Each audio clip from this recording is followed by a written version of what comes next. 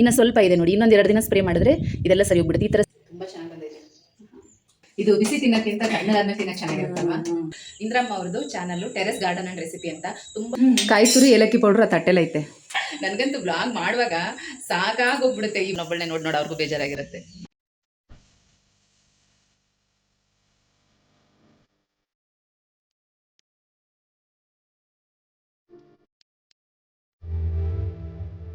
ಜಗವೇ ನೀನು ಗೆಳತಿಯೇ.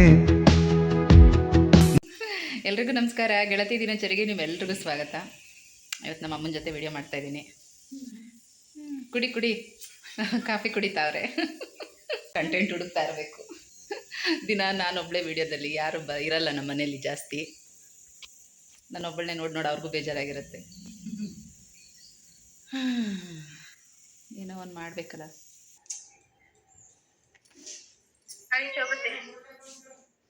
ಎಲ್ಲಿ ಇಚ್ಚು?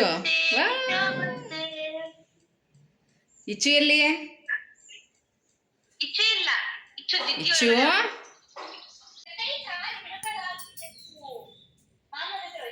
ಅವಳನ್ನ ಸರಿಯಾಗಿ ಕೂರಿಸು ಅಮ್ಮು. ಇದು ನಮ್ಮ ಡೈಲಿ ರೊಟೀನು. ಅವಳು ಎದ್ದ ತಕ್ಷಣ ಒಂದು ಸ್ವಲ್ಪ ಫ್ರೆಶ್ ಅಪ್ ಆಗಿ ಹಾಲು ಕುಡಿದು ನಮಗೆ ವೀಡಿಯೋ ಕಾಲ್ ಮಾಡ್ತಾಳೆ, ಅಥವಾ ನಾವಾದರೂ ಮಾಡ್ತಾಯಿರ್ತೀವಿ. ನಮ್ಗೆ ಅಭ್ಯಾಸ ಆಗೋಗ್ಬಿಟ್ಟಿದೆ. ಬೆಳಗ್ಗೆ ಕಾಫಿ ಕುಡಿತಾ ವೀಡಿಯೋ ಕಾಲಲ್ಲಿ ಅವಳ ಜೊತೆ ಒಂದು ಸಲ ಮಾತಾಡಬೇಕು. ಈಗೀಗ ಅವಳು ಚೆನ್ನಾಗಿ ಆಟ ಆಡೋದು, ಮಾತಾಡೋದು ಎಲ್ಲ ನೋಡ್ತಾ ಇದ್ದರೆ ಒಂದು ರೀತಿ ಪ್ರತಿದಿನ ಅವಳ ಜೊತೆ ಮಾತಾಡಬೇಕು ಅಂತ ಅನಿಸುತ್ತೆ. ಹಾಗಾಗಿ ಡೈಲಿ ಇದೊಂದು ರೊಟೀನ್ ಆಗಿಬಿಟ್ಟಿದೆ ನಮಗೆ. ಇವತ್ತು ಟಿಫನ್ಗೆ ಪೂರಿ ಸಾಗು ಮಾಡ್ತಾಯಿದ್ದೀನಿ. ಇವತ್ತು ನಮ್ಮ ಅಮ್ಮನ ಜೊತೆ ಫಸ್ಟ್ ಬ್ಲಾಗ್ ಪೂರ್ತಿ ನಾನು ನಮ್ಮಮ್ಮ ಇಬ್ಬರೇ ಇರೋದು. ಗಿಣ್ಣನ್ನು ತೊಗೊಬಂದಿದ್ರು, ಅದು ಮಾಡ್ತಾ ಇದ್ವಿ. ಹೆಂಗೆ ಮಾಡೋದು ಅಂತ ಇವತ್ತು ತೋರಿಸ್ತಾ ಇದ್ದೀನಿ ನೋಡಿ.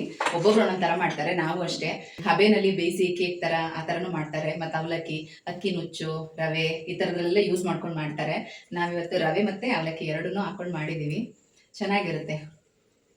ಟಿಫನ್ ಎಲ್ಲ ಮಾಡಿಕೊಂಡು ಸ್ವಲ್ಪ ಇವತ್ತು ಗಿಣ್ಣು ಮಾಡೋಣ ಅಂತ ರೆಡಿ ಮಾಡ್ತಾ ಇದ್ದೆ. ಅಮ್ಮ ಗಿಣ್ಣಲ್ಲಿ ತೊಗೊಂಬಂದಿದ್ರು. ಅವ್ರ ಮನೆ ಪಕ್ಕದಲ್ಲಿ ಹಸು ಕರು ಹಾಕಿತ್ತಂತೆ, ಗಿಣ್ಣಲ್ಲಿ ಕೊಟ್ಟಿದ್ರು ಅಂತ ಒಂದು ಅರ್ಧ ಲೀಟ್ರಷ್ಟು ಹಾಲು ತೊಗೊಂಡು ಬಂದಿದ್ದರು. ಅದಕ್ಕೆ ಈ ರೀತಿ ಎಲ್ಲ ಇಂಗ್ರೀಡಿಯೆಂಟ್ಸ್ನ ರೆಡಿ ಮಾಡಿ ಇಟ್ಟಿದ್ದೀನಿ. ಅಮ್ಮನೇ ಮಾಡಿಕೊಡ್ತಾರೆ, ನಾನು ಕೂಡ ಮಾಡ್ತೀನಿ. ನಾವು ರವೆ ಮತ್ತು ಅವಲಕ್ಕಿನ ಹಾಕಿ ಮಾಡ್ತಾಯಿದ್ದೀನಿ. ಗಿಣ್ಣು ಬೇರೆ ಬೇರೆ ರೀತಿಯಲ್ಲೂ ಮಾಡ್ತಾರೆ, ಆದರೆ ಈ ಥರ ನಮಗೆ ತುಂಬ ಇಷ್ಟ ಆಗುತ್ತೆ. ಕಡಲೆಕಾಯಿ ಬೀಜ, ಹುರ್ಗಡ್ಲೆ, ಬಿಳಿ ಎಳ್ಳು ಇದನ್ನೆಲ್ಲ ಹುರಿದು ಎತ್ತಿಟ್ಕೊಂಡಿದ್ದೀನಿ. ಸ್ವಲ್ಪ ತೆಂಗಿನಕಾಯಿ ತುರಿದು ಏಲಕ್ಕಿನಕಾಯಿ ಪುಡಿ ಮಾಡಿಟ್ಕೊಂಡು ಇದ್ದೀನಿ. ಮತ್ತು ಬಾದಾಮಿನ ಸಣ್ಣದಾಗಿ ಕಟ್ ಮಾಡ್ಕೊಂಡಿದ್ದೀನಿ.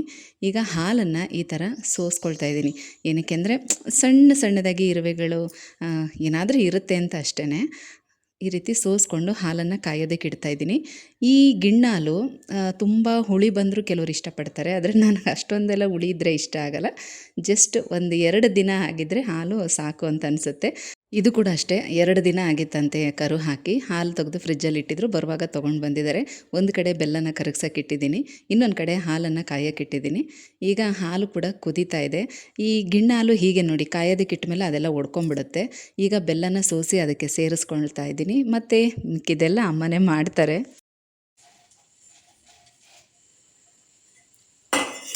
ಎಳ್ಳು ಎಲ್ಲ ಅಲ್ಲೇ ಐತೆ ನೋಡು ಒಂದೊಂದಾಗಿ. ರವೆ ಹಾಕೋಕ್ಕೂ ಮೊದಲು ಎಲ್ಲನೂ ಹಾಕೊಬಿಡ್ಬೇಕಾ?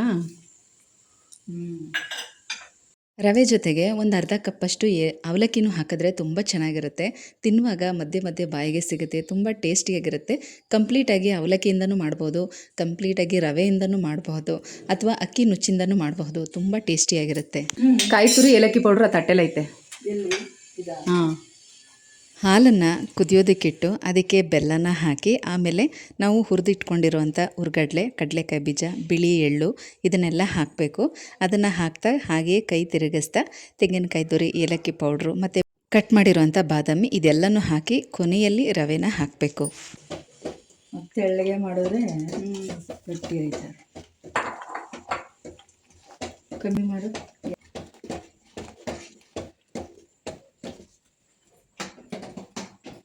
ನೀವು ಊರ ಕಡೆ ಹೆಂಗೆ ಮಾಡ್ತಿದ್ರಿ? ಹಿಂಗೆ ಊರ ಕಡೆ ಅಂದರೆ ನಾವು ಚಿಕ್ಕ ವಯಸ್ಸಲ್ಲಿದ್ದಾಗ ಅಜ್ಜಿ ಅವರು ಅವಾಗೆಲ್ಲ ರವೆಗೆ ಏನಿಲ್ಲ, ಅಕ್ಕಿನ ಹುರಿದು ಕಲ್ಲಲ್ಲಿ ಬೀಸ್ಕೊಂಡು ಜಡಿತಿದ್ರು, ಅದ್ರಲ್ಲಿ ಮಾಡೋರು.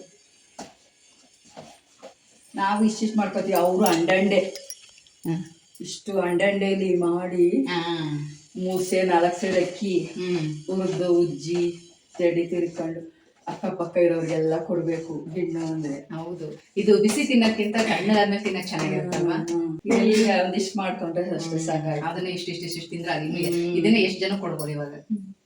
ಚೆನ್ನಾಗಿರುತ್ತೆ. ಅವು ಮೂಜಿನ ಗಂಟ ಮಡಿಕತ್ತಿದ್ದೀನಿ ಗಿಣ್ಣು ಅಂತ. ನೆನ್ನೆ ನಮ್ಮ ಅಮ್ಮನೂ ಮಾಡ್ಕೊಂಡು ಬಂದಿದ್ರು, ತುಂಬ ಚೆನ್ನಾಗಿತ್ತು. ಇವಾಗ ನನಗೆ ಸ್ವಲ್ಪ ಹಾಲು ತೊಗೊಂಬಂದಿದ್ರು, ಹೆಂಗೆ ಬೇಕೋ ಹಂಗೆ ಮಾಡ್ಕೊಳ್ಳಿ ಅಂತ. ಇವತ್ತು ಅವ್ರ ಕೈಲೇ ಮಾಡಿಸ್ತಾ ಇದ್ದೀನಿ. ಗಿಣ್ಣು ರೆಡಿ ಆಯಿತು, ಆದರೆ ಬಿಸಿ ಇರುವಾಗ ತಿಂದರೆ ಅಷ್ಟೊಂದು ಚೆನ್ನಾಗಿರಲ್ಲ. ಹಾಗಾಗಿ ಸ್ವಲ್ಪ ತಣ್ಣಗಾಗಲಿ ಅಂತ ಹೇಳಿ ಅದನ್ನು ಹಾಗೆ ಇಟ್ಟು ಇನ್ನೊಂದು ಕೆಲಸ ಇದೆ, ಮಾಡ್ಕೋತಾ ಇದ್ದೀನಿ. ಒಂದಷ್ಟು ಈ ರೀತಿ ಬಾಳೆಹಣ್ಣಿನ ಸಿಪ್ಪೆನೆಲ್ಲ ಒಣಗಿಸಿ ಇಟ್ಟಿದ್ದೆ. ಈಗ ಇದನ್ನು ಮಿಕ್ಸಿ ಜಾರಲ್ಲಿ ಹಾಕಿ ಪೌಡ್ರ್ ಮಾಡ್ಕೋತಾ ಇದ್ದೀನಿ. ತುಂಬ ನೈಸ್ ಪೌಡ್ರ್ ಏನು ಬೇಡ, ಸ್ವಲ್ಪ ತರತರಿಯಾಗಾದರೆ ಸಾಕು. ಅಥವಾ ನಾವು ಇದನ್ನು ಹಸಿ ಇರುವಾಗಲೇ ಕಟ್ ಮಾಡಿ ಒಂದು ಪೇಪರ್ನಲ್ಲಿ ಹರಡಿಸಿ ಇಟ್ಬಿಟ್ರೆ ಆಮೇಲೆ ಅದನ್ನು ಡೈರೆಕ್ಟಾಗಿ ಗಿಡಕ್ಕೆ ಕೊಡ್ಬೋದು. ಇದೇ ರೀತಿ ಗಿಡಕ್ಕೆ ಕೊಟ್ಟರು ಕೂಡ ನಡೆಯುತ್ತೆ. ಬಟ್ ಏನಂದರೆ ಅದು ಮಣ್ಣಿನ ಜೊತೆ ಬೆರೆಯೋದಕ್ಕೆ ತುಂಬ ನಿಧಾನ ಆಗುತ್ತೆ. ಹಾಗಾಗಿ ಸ್ವಲ್ಪ ಪೌಡ್ರ್ ಮಾಡಿ ಹಾಕಿದ್ರೆ ಬೇಗ ಅದರ ಅಂಶ ಎಲ್ಲ ಮಣ್ಣಿಗೆ ಸೇರುತ್ತೆ ಅಂಥೇಳಿ ಈ ರೀತಿ ಪೌಡ್ರ್ ಮಾಡ್ತಾಯಿದ್ದೀನಿ. ನಾನು ಒಂದಷ್ಟು ಮೂಲೆಯಲ್ಲೂ ಕೂಡ ಮನಿ ಪ್ಲ್ಯಾಂಟ್ ಇಟ್ಟಿದ್ದೀನಿ. ಎಲ್ಲದಕ್ಕೂ ಒಂದು ಕಡೆಯಿಂದ ಇದನ್ನು ಹಾಕ್ತಾಯಿದ್ದೀನಿ. ಇದು ನನ್ನ ಮಗನ office room. Work from home ಇರುವಾಗೆಲ್ಲ ಇಲ್ಲಿ ಕೆಲಸ ಮಾಡ್ತಾ ಇರ್ತಾನೆ. ಅಲ್ಲೂ ಕೂಡ ಒಂದೊಂದು ಮನಿ ಪ್ಲ್ಯಾಂಟ್ ಮತ್ತು ಸ್ನೇಕ್ ಪ್ಲ್ಯಾಂಟನ್ನು ಇಟ್ಟಿದ್ದೀನಿ.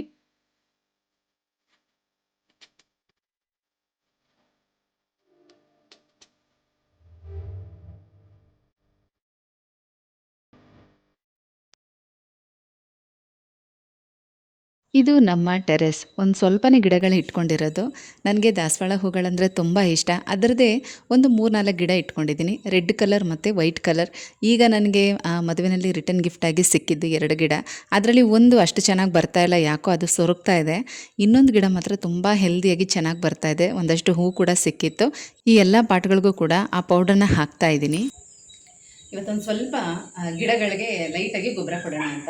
ಈಗ ತೋರಿಸೋದಲ್ಲ ನಿಮಗೆ ಬಾಳೆಹಣ್ಣು ಸಿಪ್ಪೆದೆಲ್ಲ ಪೌಡ್ರ್ ಮಾಡಿದ್ದು, ಅದನ್ನೆಲ್ಲ ಹಾಕ್ಬಿಟ್ಟು ನೀರು ಹಾಕಿದ್ದೀನಿ. ಸ್ವಲ್ಪ ಮಣ್ಣನ್ನು ಕೆದಕ್ಬಿಟ್ಟು ಅಲ್ಲಿ ಒಂದೊಂದು ಸ್ವಲ್ಪ ಒಂದು ಅರ್ಧ ಸ್ಪೂನಷ್ಟು ಅದು ಬಾಳೆಹಣ್ಣು ಸಿಪ್ಪೆದನ್ನೆಲ್ಲ ಹಾಕಿ ಮತ್ತು ಆ ಮಣ್ಣು ಮುಚ್ಚಿಬಿಟ್ಟು ನೀರು ಹಾಕಬೇಕು ಅಷ್ಟೇ. ಏನಂದರೆ ನಾವು ಆ ಥರ ಒಣಗಿಸಿ ಪುಡಿ ಮಾಡಿ ಹಾಕೋದ್ರಿಂದ ಬೇಗ ಮಣ್ಣು ಜೊತೆ ಅದು ಬೆರೆಯುತ್ತೆ ಅಂತ. ಬಾಳೆಹಣ್ಣು ಸಿಪ್ಪೆ ಡೈರೆಕ್ಟಾಗಿ ಹಾಗೆ ಕೂಡ ಹಾಕ್ಬೋದು, ಆದರೆ ಅದು ಮಣ್ಣು ಜೊತೆ ಮಿಕ್ಸ್ ಆಗೋದಕ್ಕೆ ತುಂಬ ಟೈಮ್ ತೊಗೊಳುತ್ತೆ. ಈ ಥರ ಒಣಗಿಸ್ಬಿಟ್ಟು ನಾವು ಪೌಡ್ರ್ ಮಾಡಿ ಹಾಕಿದ್ರೆ ಅದು ಬೇಗ ಮಿಕ್ಸ್ ಆಗುತ್ತೆ ಮತ್ತು ಅದರ ಅಂಶ ಎಲ್ಲ ಬೇಗ ಮಣ್ಣಿಗೆ ಸೇರುತ್ತೆ ಅನ್ನೋ ಒಂದು ಉದ್ದೇಶ ಅಷ್ಟೇ. ಇದೆಲ್ಲನೂ ಆಲ್ಮೋಸ್ಟ್ ಯೂಟ್ಯೂಬಲ್ಲೇ ನೋಡಿನೇ ಕಲ್ತ್ಕೊಂಡಿದ್ದು. ಇಂದ್ರಮ್ಮ ಅವ್ರದ್ದು ಟೆರೆಸ್ ಗಾರ್ಡನ್ ರೆಸಿಪಿ ಚಾನಲ್ ಇದೆಯಲ್ಲ, ತುಂಬ ಈ ಥರದ್ದು ಇಲ್ಲೆಲ್ಲ ಇದೇ ಪ್ರಾಬ್ಲಮ್ಮು. ಇಲ್ಲ ಪಕ್ಷಿಗಳು ಬಡ್ಕೊಳ್ಳುತ್ತೆ, ಇಲ್ಲ ಈ ಥರ ನಾಯಿಗಳು ಬಡ್ಕೊಳ್ಳುತ್ತೆ. ಅಯ್ಯೋ, ನನಗಂತೂ ಬ್ಲಾಗ್ ಮಾಡುವಾಗ ಸಾಕಾಗೋಗ್ಬಿಡುತ್ತೆ ಈ ಬ್ಯಾಕ್ಗ್ರೌಂಡ್ ಮ್ಯೂಸಿಕ್ಕಿಂದ. ಇಂದ್ರಮ್ಮ ಅವ್ರದ್ದು channel terrace garden and recipe ಅಂತ ತುಂಬ ಒಳ್ಳೆ ಟಿಪ್ಸ್ ಹೇಳ್ತಾರೆ. ನಾವು ಈ ಥರ ಸಿಂಪಲ್ಲಾಗಿ ಟೆರೆಸ್ ಮೇಲೆ ಒಂದು 4-5 ಹೂವಿನ ಗಿಡಗಳನ್ನ ನಾವು ಬೆಳೆಸ್ಕೊಳ್ತೀವಿ ಅಂತಂದರೆ ಅದಕ್ಕೆಲ್ಲ ಒಂದು ಈ ಕೆಮಿಕಲ್ ಲಿಕ್ವಿಡು ಆ ಥರದ್ದೆಲ್ಲ ಏನು ಹಾಕಬೇಕು ಅಂತೇನಿಲ್ಲ. ಮನೇಲೇ ಸಿಗುವಂಥ ವಸ್ತುಗಳನ್ನು ಖರ್ಚಿಲ್ದಾಗೆ ನಾವು ಅದಕ್ಕೆ ಆರ್ಗಾನಿಕ್ ಆಗಿ ಗೊಬ್ಬರನ ಕೊಟ್ಕೊಂಡು ಒಳ್ಳೆ ಹೆಲ್ದಿಯಾಗಿ ಗಿಡನ ಬೆಳೆಸ್ಬೋದು ಮತ್ತು ಜಾಸ್ತಿ ಹೂಗಳು ಕೂಡ ಬರುತ್ತೆ. ನಿಮಗೂ ಕೂಡ ಈ ಥರದ್ದು ಏನಾದರೂ ಟಿಪ್ಸ್ಗಳು ಬೇಕು ಅಂದರೆ ಮತ್ತು ನೀವೇನಾದರೂ ಟೆರೆಸ್ ಗಾರ್ಡನ್ ಮಾಡಬೇಕು ಅಂತ ಅಂದ್ಕೊಂಡಿದ್ದೀರಾ ಅಂದರೆ ಚಿಕ್ಕ ಜಾಗ ಇದ್ರೂ ಪರವಾಗಿಲ್ಲ, ಅದರಲ್ಲಿ ಯಾವುದೇ ರೀತಿ ಸೈಡ್ ಎಫೆಕ್ಟ್ ಇಲ್ಲದೆ ಅಂದರೆ ಪ್ರಾಬ್ಲಮ್ಗಳಿಲ್ಲದೆ. ಕೆಲವ್ರು ಹೆಂಗೆ ಅಂದರೆ ಆ ಥರ ಟೆರೆಸ್ ಮೇಲೆ ಪಾಟ್ಗಳು ಇಡೋದಕ್ಕೆ ಗಿಡ ಬೆಳೆಸೋದಕ್ಕೆಲ್ಲ ಅವಕಾಶ ಬಿಡೋದಿಲ್ಲ, ಯಾಕಂದರೆ ನೀರು ಇಳಿಯುತ್ತೆ ಅಂತ. ಅದಕ್ಕೆಲ್ಲ ಯಾವ ರೀತಿ ಒಂಥರ ಸೇಫ್ಟಿ ಮಾಡಿಕೊಂಡು ಗಿಡಗಳನ್ನ ಬೆಳೆಸ್ಕೋಬೋದು. ಹಣ್ಣು, ತರಕಾರಿ, ಹೂಗಳು ಪ್ರತಿಯೊಂದನ್ನು ಬೆಳೆಸಿದ್ದಾರೆ. ಮತ್ತು ಈ ಮಾವಿನ ಹಣ್ಣು, ಸೀಬೆಕಾಯಿ ಮತ್ತು ತರಕಾರಿಗಳು ಅಷ್ಟೇ, ಬೆಂಡೆಕಾಯಿ, ಆಲೂಗೆಡ್ಡೆ ಮತ್ತು ಸೊಪ್ಪುಗಳು ಎಷ್ಟೊಂದು ಥರ, ನುಗ್ಗೆ ಗಿಡ ಕೂಡ ಅವರು ಪಾಟಲ್ಲೇ ಬೆಳೆಸಿದ್ದಾರೆ ಟೆರೆಸ್ ಮೇಲೆ. ನನಗೆ ನಮ್ಮ ಮನೆ ಇನ್ವಿಟೇಷನ್ ಕಾರ್ಡ್ ಕೊಡುವಾಗ ಹೋಗಿದ್ದೆ, ನೋಡಿ ತುಂಬ ಖುಷಿ ಆಯಿತು. ಯಾಕಂದರೆ ನಾವು ವೀಡಿಯೋದಲ್ಲಿ ನೋಡೋದಕ್ಕೂ ಡೈರೆಕ್ಟಾಗಿ ಅಲ್ಲೇ ಹೋಗಿ ನೋಡೋದಕ್ಕೂ ತುಂಬ ವ್ಯತ್ಯಾಸ ಇರುತ್ತೆ. ನೋಡಿ ನನಗಂತೂ ತುಂಬ ಖುಷಿ ಆಯಿತು. ನನಗವರು ಸೌಗಂಧಿಕ ಪುಷ್ಪ ಅಂತ ಒಂದು ಹೂ ಕೊಟ್ಟಿದ್ರು, ಎಷ್ಟು ಪರಿಮಳ ಇತ್ತು ಗೊತ್ತಾ. ಸಾರಿ, ದಯವಿಟ್ಟು ಬೇಜಾರು ಮಾಡ್ಕೋಬೇಡಿ ಬ್ಯಾಕ್ಗ್ರೌಂಡ್ ಮ್ಯೂಸಿಕ್ಗೆ. ಏನು ಗೊತ್ತಾ, ಇಲ್ಲಿ ನಾವು ಮಾತಾಡಿಸಿ ಅದಕ್ಕೆ ರೂಢಿಯಾಗಿರುತ್ತೆ. ಈಗ ನಾವು ಈ ಕಡೆ ಎಲ್ಲ ಬಂದು ನಮ್ಮ ವಾಯ್ಸ್ ಕೇಳಿದ್ರೆ ಅದು ಸೌಂಡ್ ಮಾಡ್ತಾ ಇರುತ್ತೆ. ನಾಯಿ ಮರಿ ಪಾಪ ಸೌಂಡ್ ಮಾಡ್ತಾ ಇದೆ ಅಷ್ಟೇ. ನಾನು ಅವ್ರಿಗೆ ನಮ್ಮ ಮನೆ ಗೃಹ ಪ್ರವೇಶದ ಇನ್ವಿಟೇಷನ್ ಕಾರ್ಡ್ ಕೊಡೋದಕ್ಕೆ ಅಂತ ಹೋದಾಗ ಸೌಗಂಧಿಕ ಪುಷ್ಪ ಕೊಟ್ಟಿದ್ರು. ಇಷ್ಟು ಪರಿಮಳ ಇತ್ತು ಗೊತ್ತಾ, ತುಂಬ ಚೆನ್ನಾಗಿತ್ತು. ಆ ಥರದ್ದೆಲ್ಲ ಸಾಕಷ್ಟು ಹೂಗಳು, ಸುಗಂಧರಾಜ ಹೂವು, ಸೇವಂತಿಗೆ, ಕಾಕಡ, ಮಲ್ಲಿಗೆ ಪ್ರತಿಯೊಂದು ಕೂಡ ಅವರು ಟೆರೆಸ್ ಮೇಲೇ ಬೆಳ್ಕೊಂಡಿದ್ದಾರೆ. ಅಂದರೆ ಯಾವ್ಯಾವ ಟೈಮಲ್ಲಿ ಮಾಡಬೇಕು, ಬೇಸಿಗೆಗಾಲದಲ್ಲಿ ಏನು ಕೆಲಸ ಮಾಡಬೇಕು, ಮಳೆಗಾಲದಲ್ಲಿ ಏನು ಕೆಲಸ ಮಾಡಬೇಕು, ತುಂಬ ನೀಟಾಗಿ ಹೇಳ್ಕೊಟ್ಟಿದ್ದಾರೆ. ಅದನ್ನು ತಿಳ್ಕೊಂಡು ನನ್ನ ಕೈಲಿ ಎಷ್ಟಾಗುತ್ತೋ ಅಷ್ಟು ಫಾಲೋ ಮಾಡುತ್ತಾ ಒಂದಿಷ್ಟು ಗಿಡನ ಬೆಳೆಸ್ತಿದ್ದೀನಿ. ಇಲ್ಲಿ ಒಂದು 10 ಪಾಟ್ ಇಟ್ಟಿದ್ದೀನಿ, ಕೆಳಗಡೆ ಒಂದು 5-6 ಪಾಟ್ ಇದೆ. ಬಟ್ ಎಲ್ಲ ಚೆನ್ನಾಗಿ ಬಂದಿದೆ ಗಿಡಗಳು. ಇದಂತೂ ಬಿಳಿ ದಾಸವಾಳ, ನಾನು ತೋರಿಸಿದ್ದೆ ನನ್ನ ಫ್ರೆಂಡ್ ಕೊಟ್ಟಿದ್ದು ಅಂತ. ತುಂಬ ಕಡಿಮೆ ರೇಟೇನೆ, ಆದರೆ ಗಿಡ ಏನಾಗಿತ್ತು ಅಂದರೆ ತೊಗೊಂಡು ಬಂದಾಗ ಚೆನ್ನಾಗಿತ್ತು. ಒಂದು 2 ಹೂ ಬಿಟ್ಟಿದ್ದಷ್ಟೇ, ಗಿಡದಲ್ಲೆಲ್ಲ ಸಣ್ಣ ಹುಳ ಬಂದುಬಿಡ್ತು. ನಾನು ಫುಲ್ಲು ಇಷ್ಟು ಅರ್ಧಕ್ಕೆ ಕಟ್ ಮಾಡಿದೆ. ಮತ್ತು ಇನ್ನು ಏನು ಮಾಡೋದು ಅಂತ ನನಗೂ ಗೊತ್ತಾಗಲಿಲ್ಲ. ಅವರದೇ ಒಂದಷ್ಟು ಹಳೆ ವೀಡಿಯೋಸ್ ಎಲ್ಲ ಸರ್ಚ್ ಮಾಡಿದೆ. ಅದರಲ್ಲಿ ಒಂದು ಒಳ್ಳೆ ಟಿಪ್ಸ್ ಕೊಟ್ಟಿದ್ರು. ಅಕ್ಕಿ ತೊಳೆದಿರೋ ನೀರು ಒಂದು ಗ್ಲಾಸಷ್ಟು ತೊಗೊಂಡು ಅದಕ್ಕೆ ಒಂದು ಅರ್ಧ ಹೋಳು ನಿಂಬೆಹಣ್ಣು, ಒಂದು 1/4 ಸ್ಪೂನಷ್ಟು ಅಡುಗೆ ಸೋಡಾ ಮತ್ತು ಲೈಸಾಲ್, ನಾವು ಮನೆ ಒರೆಸೋದಕ್ಕೆ ಯೂಸ್ ಮಾಡ್ತೀವಲ್ಲ ಆ ಲೈಸಾಲ್ ಒಂದು ಮುಚ್ಚುಳದಷ್ಟು, ಅದಷ್ಟನ್ನು ಹಾಕ್ಕೊಂಡು ಈ ಬಾಟಲ್ ಫುಲ್ಲು ನೀರನ್ನ ಮಿಕ್ಸ್ ಮಾಡಿ ಇದಿಷ್ಟನ್ನು ಗಿಡಕ್ಕೆ ಸ್ಪ್ರೇ ಮಾಡಬೇಕು. ಇದರಿಂದ ಗಿಡದಲ್ಲಿರುವಂಥ ಸಣ್ಣ ಸಣ್ಣ ಹುಳಗಳು ಮತ್ತು ಮಿಲಿಬಗ್ಸ್ ಬರುತ್ತೆ ನೋಡಿ, ಅದೆಲ್ಲ ಕೂಡ ಅವಾಯ್ಡ್ ಆಗುತ್ತೆ. ಒಂದು 2-3 ಸಲ ಹಾಕಬೇಕು, ಒಂದೇ ಸಲಕ್ಕೆ ಹೋಗೋದಿಲ್ಲ. ಆಮೇಲೆ ಬೇಕಾದರೆ 2-3 ದಿನ ಬಿಟ್ಟು ಮತ್ತೆ ಗಿಡದ ಮೇಲಿಂದ ನೀರು ಹಾಕ್ಬಿಟ್ರೆ ಆ ಹುಳಗಳೆಲ್ಲ ಹೊಟ್ಟೋಗ್ಬಿಡುತ್ತೆ, ಗಿಡನೂ ಕೂಡ ಆರೋಗ್ಯವಾಗಿ ಬೆಳೆಯುತ್ತೆ. ಈಗ ನೀವು ಇಲ್ಲಿ ನೋಡ್ತಾ ಇರ್ಬೋದು ಇದೆ ಅಂತ. ಇದನ್ನು ಈಗ ಚಿಗುರಿ ಎಲ್ಲ ಚೇತರಿಸ್ಕೊಂಡಿದೆ, ಮತ್ತು ಇನ್ನು ಮಗ್ಗು ಬಿಟ್ಟಿಲ್ಲ. ನೋಡೋಣ, ಇಷ್ಟು ಮಾತ್ರ ಅದು ಚೇತರಿಸ್ಕೊಳ್ತಲ್ಲ, ನನಗೆ ಅದೇ ಖುಷಿ. ಯಾಕಂದರೆ ನನಗೆ ಡೌಟ್ ಇತ್ತು ನಿಜ ಇದು ವರ್ಕ್ ಆಗುತ್ತೋ ಇಲ್ವಂತ. ನೋಡಿ ಹೊಸ ಚಿಗುರೆಲ್ಲ ಬಂದಿದೆ, ಚೆನ್ನಾಗಿ ಬಂದಿದೆ. ನಂಗೆ ತುಂಬ ಖುಷಿ ಆಯಿತು. ಗಿಡ ಹೋಗ್ಬಿಡುತ್ತೇನೋ ಅಂದ್ಕೊಂಡೆ, ಬಟ್ ಇಲ್ಲ. ಮತ್ತು ಈ ಮಲ್ಲಿಗೆ ಹೂವಿನ ಗಿಡನೂ ಅಷ್ಟೇ, ಇದನ್ನು ತೊಗೊಂಡು ಬಂದು ಒಂದು 5 ತಿಂಗಳಾಗಿತ್ತು. ಒಂದೇ ಒಂದು ಚೂರು ಚಿಗುರಿಲ್ಲ, ಒಂದು ಏನೂ ಮಾಡಲಿಲ್ಲ. ಅದು ಸುಮ್ಮನೆ ಅದು ಹೆಂಗಿತ್ತು ಹಾಗೆ ಇತ್ತು. ಆಮೇಲೆ ಹಂಗೆ ಅವ್ರದ್ದೇ ಒಂದಷ್ಟು ವಿಡಿಯೋ ಎಲ್ಲ ಸರ್ಚ್ ಮಾಡುವಾಗ ಎಲೆ ಎಲ್ಲ ತೆಗೆದುಬಿಟ್ರೆ ಹೊಸ ಚಿಗುರು ಜೊತೆಗೆ ಮಗ್ಗು ಕೂಡ ಬರುತ್ತೆ ಅಂತ ಹೇಳಿದ್ರು. ನಿಜ, ಇದು ಕೂಡ ನೋಡಿ 100% ವರ್ಕ್ ಆಗಿದೆ. ಅವತ್ತು ಬಂದು ಎಲೆ ಎಲ್ಲ ತೆಗೆದುಬಿಟ್ಟಿದೆ. ಇವತ್ತು ನೋಡಿ ಈ ಮಗ್ಗು ಇವಾಗ ತೊಗೊಂಡು ಹೋಗ್ತಾ ಇದ್ದೀನಿ. ತುಂಬ ಖುಷಿ ಆಯಿತು. ಈ ಗಿಡ ತೊಗೊಂಡು ಬಂದು 5 ತಿಂಗಳಾಗಿದೆ. ಇವತ್ತು ನನಗೆ ಇದೊಂದು ಮಗ್ಗು ಸಿಕ್ಕಿದೆ. ಇನ್ನೂ ಇಷ್ಟು ಮಗ್ಗಿದೆ ನೋಡಿ. ಇವತ್ತು ಒಂದು ಮಗ್ಗು ಸಿಕ್ಕಿದೆ. ಇದನ್ನು ಫಸ್ಟ್ ಹೂ ಅಲ್ವಾ, ಗಣೇಶನಿಗೆ ಇಡ್ತೀನಿ. ಇದೊಂದು ನೀಲಾಂಬ್ರೆ ಗಿಡ. ನನಗಂತೂ ನೀಲಾಂಬ್ರೆ ಹೂ ಅಂದರೆ ಪಂಚಪ್ರಾಣ, ತುಂಬ ಇಷ್ಟ. ಅಮ್ಮನ ಮನೆಯಿಂದನೇ ಇದು 2 ಸಸಿನ ಕೊಟ್ಟು ಕಳಿಸಿದ್ರು.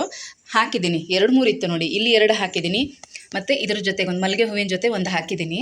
ಆದರೆ ಏನಾಯಿತು ಅಂದರೆ ಇದಕ್ಕೂ ಕೂಡ ಅದೇ ಥರ ಸಣ್ಣ ಸಣ್ಣ ಬಿಳಿ ಹುಳಗಳು, ಸಣ್ಣ ಸಣ್ಣ ಚುಕ್ಕೆ ಚುಕ್ಕೆ ಥರ ಇರುತ್ತಲ್ಲ, ಆ ಥರ ಆಗ್ಬಿಟ್ಟಿತ್ತು. ಒಂದೊಂದು ಎಲೆ ಮೇಲೆ ಕಾಣಿಸುತ್ತೆ, ತೋರಿಸ್ತೀನಿ ರೀ, ಈ ಥರ. ಈ ಗಿಡಕ್ಕೂ ಕೂಡ ಅಷ್ಟೇ ಅದೇ ಸ್ಪ್ರೇನ ಮಾಡಿದ್ಮೇಲೆ ನೋಡಿ, ಆಮೇಲೆ ಚಿಗುರಿರೋ ಎಲೆಗಳೆಲ್ಲ ಈ ಥರ ದೊಡ್ಡ ದೊಡ್ಡದಾಗಿದೆ. ಅದಕ್ಕೆ ಮುಂಚೆ ಇಷ್ಟೇ ಸಣ್ಣನೇ, ಅದು ಚಿಗುರ್ತಾನೂ ಇಲ್ಲ ಬೆಳೀತಾನೂ ಇಲ್ಲ, ಹಾಗೆ ಇತ್ತು. ಈಗ ಆ ಥರ ಸ್ಪ್ರೇ ಎಲ್ಲ ಮಾಡಾದಮೇಲೆ ಚೆನ್ನಾಗಿ ಬರ್ತಾ ಇದೆ. ಇನ್ನು ಸ್ವಲ್ಪ ಇದೆ ನೋಡಿ, ಇನ್ನೊಂದು 2 ದಿನ ಸ್ಪ್ರೇ ಮಾಡಿದ್ರೆ ಇದೆಲ್ಲ ಸರಿ ಹೋಗ್ಬಿಡುತ್ತೆ. ಈ ಥರ ಸಣ್ಣ ಸಣ್ಣ ಹುಳಗಳು ಇದು ಏನಾಗುತ್ತೆ ಅಂದರೆ ಪಕ್ಕ ಗಿಡ ಇದ್ದರೆ ಅದಕ್ಕೂ ಕೂಡ ಸ್ಪ್ರೆಡ್ ಆಗಿಬಿಡುತ್ತೆ. ಹಾಗಾಗಿ ಇದನ್ನು ನೀಟಾಗಿ ಸ್ಪ್ರೇ ಮಾಡ್ತಾ ಇದ್ದರೆ ಚೆನ್ನಾಗಿರುತ್ತೆ. ಇನ್ನೊಂದು ಸ್ವಲ್ಪ ಇದೆ, ಎಲೆಗಳಿಗಾಗಲಿ ಗಿಡಕ್ಕಾಗಲಿ ಯಾವುದೇ ರೀತಿ ಇದು ತೊಂದರೆ ಆಗಲ್ಲ, ಚೆನ್ನಾಗಿರುತ್ತೆ. ತುಂಬ ಚೆನ್ನಾಗಿ ವರ್ಕ್ ಆಗುತ್ತೆ ಇದು. ಡೈಲಿ ಮನೆಯಲ್ಲೇ ಸಿಗುವಂಥ ವಸ್ತುಗಳನ್ನೆಲ್ಲ ಯೂಸ್ ಮಾಡಿಕೊಂಡು ಗಿಡಕ್ಕೆ ಗೊಬ್ಬರನೂ ಆಗುತ್ತೆ, ನಮಗೆ ಒಂದಷ್ಟು ಹೂಗಳು ಸಿಗುತ್ತೆ, ಗಿಡಗಳು ಕೂಡ ಹೆಲ್ದಿಯಾಗಿರುತ್ತೆ. ಇದಕ್ಕಿಂತ ಇನ್ನೇನು ಬೇಕು ಅಲ್ವಾ? ಬನ್ನಿ ಈಗ ಗಿಣ್ಣು ಹೇಗಾಗಿದೆ ಅಂತ ತೋರಿಸ್ತೀನಿ ನೋಡಿ.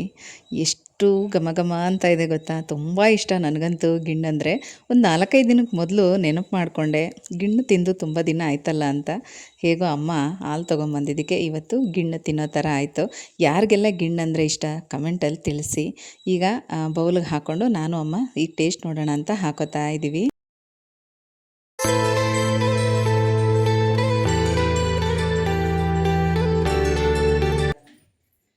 ಎಷ್ಟೈತಿ ತಿನ್ನಮ್ಮ, 2 ಸ್ಪೂನ್ ಜಾಸ್ತಿ.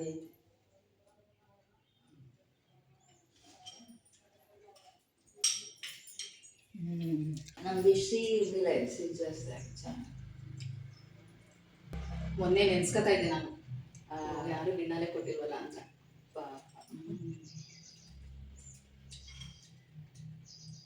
ತುಂಬ ಚೆನ್ನಾಗಿ ಬಂದೈತೆ. ಸ್ವಲ್ಪ ಇಟ್ಕೊಂಡು ನಾಳೆಗೂ ತಿನ್ಬೇಕು, ಹೋಗ್ತಾ ಬರ್ತಾ ಚೂರಿ ಇಟ್ಕೊಂಡು ತಿನ್ಬೇಕು, ಚೆನ್ನಾಗಿರುತ್ತವ. ಒಂದ್ಸಲ ಪ್ರೇಮ ಏನು ಮಾಡಿದ್ವಿ ಗೊತ್ತಾ, ಆ ಮನೇಲಿ ಇದ್ದಾಗ ಒಂದು ಚೆನ್ನಾಗಿ ಅವಳು ಹಿಂಗೆ ಮಾಡ್ತಾಳೆ, ಬಾಕ್ಸಲ್ಲಿ ಹಾಕೊಂಡು ತಗೊಬಂದವಳೆ ನಮಗೆ ಕೊಡೋಕ್ಕೆ ಅಂದ್ಬಿಟ್ಟು. ಅವತ್ತು ನಮ್ಮ ಮನೇಲಿ ಏನೋ ಫಂಕ್ಷನು, ಅಲ್ಲಿಡು ಆಮೇಲೆ ತಿಂತೀನಿ ಅಂತಂದೆ. ಆಮೇಲೆ ಅಡುಗೆ ಮನೇಲಿ ಇಟ್ಟಿದ್ದು ಸಂಗೀತ ಇದ್ದಲ್ಲ, ಈಗ ಬಿಡ್ತದೆ ನೀನೊಂಚೂರು ತಿನ್ನು ಒಂದಿಷ್ಟು ತಗೊಬಂದವಳೆ, ನೀನೊಂಚೂರು ತಿನ್ನು ಅವಳೊಂಚೂರು ಎತ್ತಿ ಬಾಯಿಗೆ ಹಾಕೊಂಡು ಚೆನ್ನಾಗಿ ಮಾಡಿದ್ದೆ ಕಣೆ ಅಂದ ತಕ್ಷಣ ಇವಳು ಆಸೆ ಆಗೋದು ಅಲ್ವಾ, ಎಷ್ಟು ಚೆನ್ನಾಗಿ ಮಾಡಿದ್ರೆ ತಿರ್ಗಿ ಅವಳೊಂಚೂರು ಎತ್ಕೊಂಡು ಬಾಯಿಗೆ ಹಾಕೋ, ಇವಳೊಂಚೂರು ಎತ್ಕೊ ಬಾಯಿಗೆ ಹಾಕೋ, ನಿಂಗಿಲ್ವೇ ಇಲ್ಲ ಚೆನ್ನಾಗಿತ್ತು ಕಣೆ, ಅದಕ್ಕೆ ಒಂಚೂರು ಇಟ್ಟಿದ್ದೀನಿ ನೀನು ತಿನ್ಕೊ ಅಂದ್ಬಿಟ್ಟು ಅವಳು. ಆಮೇಲೆ ಒಬ್ಬೊಬ್ರು ಹಾಲೆ ಹಂಗೆ ಗಟ್ಟಿ ಹಾಗೇನೆ ಬೆಲ್ಲ ಹಾಕ್ಬಿಟ್ಟು ಇಡ್ಲಿ ಪಾತ್ರೆಯಲ್ಲಿ ಬೇಯಿಸ್ಬಿಟ್ಟು ಆಮೇಲೆ ಅದನ್ನ ದಬ್ಬಾಕಿ ಕಟ್ ಮಾಡ್ಕೊಂಡು ತಿನ್ನೋದು. ಸಂಗೀತ ಆ ಥರ ಮಾಡ್ಕೊಡ್ತಾ ಇದ್ರು, ಗೊತ್ತಾಗ್ತಾ ಇತ್ತು. ಒಂದ್ಸಲ ಇಷ್ಟು ಮಾಡಿಬಿಟ್ಟು ಒಂದು ತಟ್ಟೆ ತುಂಬ ತಗೊಬಂದು ಟೈಲರಿಂಗ್ ಕಸ ಇಕ್ಕಿದ್ರು, ಎಲ್ಲ ತಗೊಳ್ಳೆ ಬರ್ಫಿ ಥರ ಕಟ್ ಮಾಡಿದ್ರು. ತಿಂದು ಖಾಲಿ ಆಗೋದು. ಅವಾಗಂತೂ ಸಖತ್ತಾಗಿತ್ತು ಬಿಡು, ಯಾವ ತಿಂಡಿನೂ ವೇಸ್ಟ್ ಆಗ್ತಿರ್ಲಿಲ್ಲ, ಯಾವ ಪ್ರಸಾದನೂ ವೇಸ್ಟ್ ಆಗ್ತಾ ಇರಲಿಲ್ಲ. ಒಂದು ಟೈಲರ್ ಅಂಗಡಿ ಇರುವಾಗ ಟೈಲರಿಂಗ್ ಕ್ಲಾಸ್ ಮಾಡುವಾಗೆಲ್ಲ ಹಂಗೇನೆ ಯಾರ ಮನೇಲಿ ಏನೇ ಹಬ್ಬ ಮಾಡಲಿ, ತಿಂಡಿ ಮಾಡಲಿ, ಫಂಕ್ಷನ್ ಮಾಡಲಿ, ಎಲ್ಲ ತಗೊಂಡು ಒಂದು ಕಡೆ ಇಟ್ಬಿಡ್ತಾ ಇದ್ವಿ. ಎಲ್ಲರೂ ಒಂದೇ ಕಡೆ ಸೇರ್ತಾ ಇದ್ರಲ್ಲ, ಎಲ್ಲ ತಿನ್ಕೊಳ್ಳೋದು ಚೆನ್ನಾಗಿ. ದೇವಸ್ಥಾನಕ್ಕೆ ಹೋದಾಗ ಪ್ರಸಾದ ಕೊಟ್ಟರು ಅಲ್ಲೇನೆ, ಅವ್ರವ್ರ ಮನೆಗೆ ಹೋಗಿ ಯಾರು ಕೊಡ್ತಾ ಇರಲಿಲ್ಲ, ಎಲ್ಲ ಇಲ್ಲೇ ಬಂದು ಸೇರ್ತಾರೆ ಅಂದ್ಬಿಟ್ಟು ಅಲ್ಲಿಗೆ ಅವರು ಆ್ಯನಿವರ್ಸರಿ ಆಗಲಿ, ಬರ್ತ್ಡೇ ಆಗಲಿ, ಸ್ವೀಟ್ಗಳೂ ಅಷ್ಟೇ. ಇವತ್ತು ಬೆಳಗ್ಗೆ ಗಿಣ್ ಮಾಡುವಾಗ ಅದೇ ನೆನೆಸ್ಕೊತಾವಳೆ, ಅಂಗಡಿ ಇದ್ದಿದ್ರೆ ತೊಗೊಂಬರ್ತಾ ಇದ್ದೆ, ಎಲ್ಲ ಅಲ್ಲಿ ಬಂದು ತಿನ್ಬೋದಾಗಿತ್ತು. ಶಿಲ್ಪ ಅಂತ ಒಬ್ರು ನೀನು ಕೇಳಿದ್ರು ಕಣಮ್ಮ, ನೆನ್ನೆ ವಿಡಿಯೋ ಯಾಕೆ ಹಾಕಿಲ್ಲ ಅಂತ ಕೇಳ್ತಾ ಇದ್ರು. ನಮ್ಮಮ್ಮ ಬಂದಿದ್ದಾರೆ ಅಂತ ಅಂದೆ. ಅದಕ್ಕೆ ಅಮ್ಮ ಹೆಂಗಿದ್ದಾರೆ ನಾನು ಕೇಳಿದೆ ಅಂತ ಹೇಳಿ ಅದು. ನಮ್ಮಮ್ಮ ಚೆನ್ನಾಗಿದ್ದಾರೆ, ನನಗೆ ಇವತ್ತು ಗಿಂಡು ಮಾಡಿಕೊಟ್ಟಿದ್ದಾರೆ, ಇಬ್ರು ಜೊತೆಲೆ ಕುತ್ಕೊಂಡು ತಿಂತಾ ಇದ್ದೀವಿ. ಶಿಲ್ಪ ಅಂತ ಅವ್ರ ಹೆಸರು. ಹೇಳು ಚೆನ್ನಾಗಿದ್ದೀನಿ ಅಂತ. ಮಾತಾಡಲ್ಲ ನನ್ಗೆ, ಅದಕ್ಕೆ ಜೊತೆಲಿ ವಿಡಿಯೋ ಮಾಡಕ್ಕೆ ಅವ್ರಿಗೆ ಇನ್ನೂ ಸ್ವಲ್ಪ ಅಭ್ಯಾಸ ಆಗಬೇಕು. ಗ್ರೂಪಲ್ಲೆಲ್ಲ ಇರ್ತಾರೆ, ಈ ಥರ ಇಂಡಿವಿಜುವಲ್ ಆಗಿ ಮಾತಾಡಬೇಕು ಅಂದಾಗ ಸ್ವಲ್ಪ ಏನು ಮಾತಾಡಬೇಕು ಅಂತ ಗೊತ್ತಾಗಲ್ಲ. ಆಮೇಲೆ ಫೋನ್ ಆಫ್ ಮಾಡಿದಾಗ ಮಾತಾಡ್ತಾರೆ, ಅದು ಇದು ಅಂತೆಲ್ಲ ಹೇಳ್ತಾ ಇರ್ತಾರೆ. ಇವಾಗ ಅವ್ರಿಗೆ ಮಾತಾಡಕ್ಕೆ ಮಾತು ಬರ್ತಾ ಇಲ್ಲ. ಕೇಳಿ ಥ್ಯಾಂಕ್ ಯು, ಧನ್ಯವಾದಗಳು. ಹೇಳ್ಬೇಡ ಶಿಲ್ಪ ಅವರೇ, ನಾನು ಚೆನ್ನಾಗಿದ್ದೀನಿ, ನೀವು ಹೆಂಗಿದ್ದೀರಾ ಅಂತ ಹೇಳೋ ಅಷ್ಟೇ. ಶಿಲ್ಪ ಅವರೇ ಚೆನ್ನಾಗಿದ್ದೀನಿ, ನೀವು ಹೆಂಗಿದ್ದೀರಾ? ಎಲ್ಲಿ ಇದೆ ಏರಿಯಾದಲ್ಲಿರೋದು? ಇಲ್ಲ, ಅವರು ಜಾಲನಿ ಕ್ರಾಸ್